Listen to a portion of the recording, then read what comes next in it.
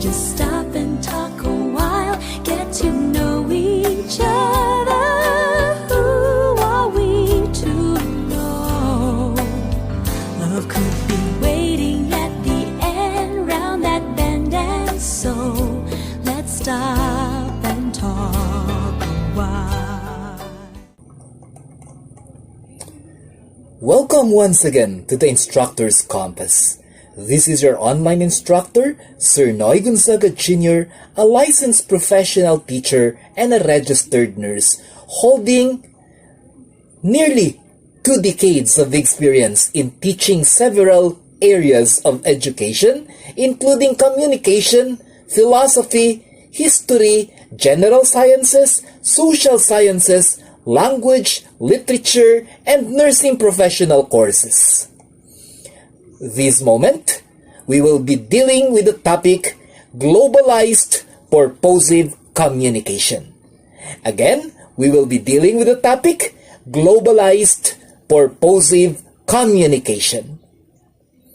Purposive communication is a specific area in communication wherein people communicate in a specialized and professionalized level, using specific jargon to fully emphasize the urgency of communication in this level.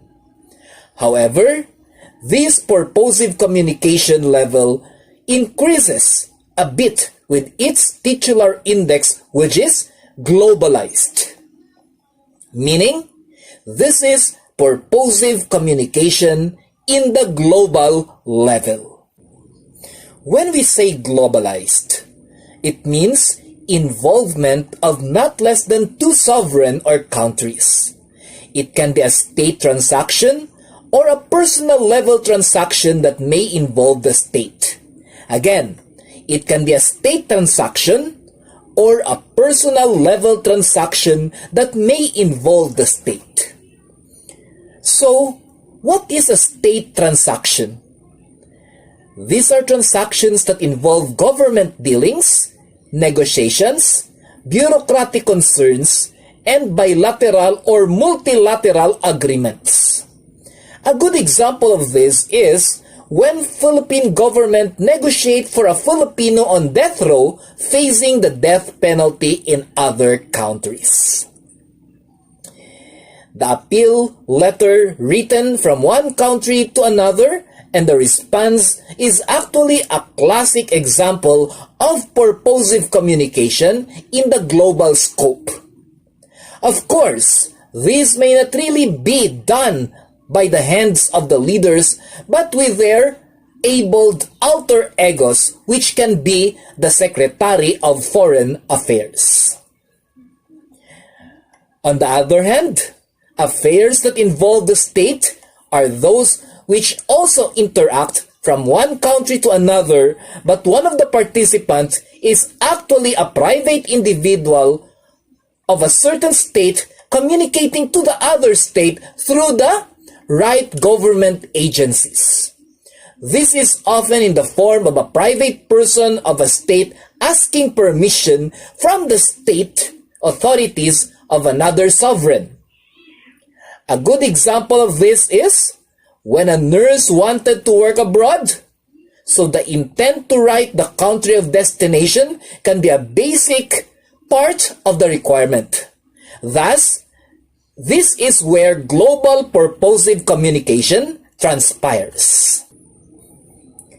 Global purposive communication will always consider cultural, professional, and norm-based considerations to make it functional and acceptable.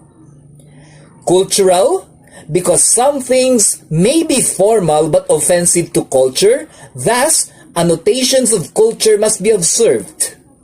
On the other hand, professional, because obligations such as letters, formats, correct salutations, and even jargon should also be given attention. Lastly, norms, because there are unwritten rules, or oftentimes we call them a common expectation. Knowing the norms makes you a communicator from within or an in-communicating agent. Other than this, okay, or other than the added expectations in the field of globalized communication, purposive communication is still a communicative functional course that deals with transfer of information from one person to another. So maybe one day, you will need this knowledge and skill because you will decide to go abroad and practice your profession there, or you may have a call to serve other countries as missionaries or professional staffing. Then you will be bound to do globalized purposive communication as part of your requirements or paperworks. This is where your present modular topic becomes an important learning factor in the field of communication. I hope you have productively understood the genre of globalized purposive communication as a separate entity from the common communication details that we are studying in particular areas of education. Once again, this is the Instructor's Compass, and this is your online instructor, Sir Noy Gonzaga Jr., and this is our input on globalized purposive communication. I hope to see you again in the next topic that will be given live by the Instructor's Compass online files. Have a great moment, everyone. Love could be waiting at the end round that bend, and so let's stop and talk a while. Let's stop and talk a while. Let's stop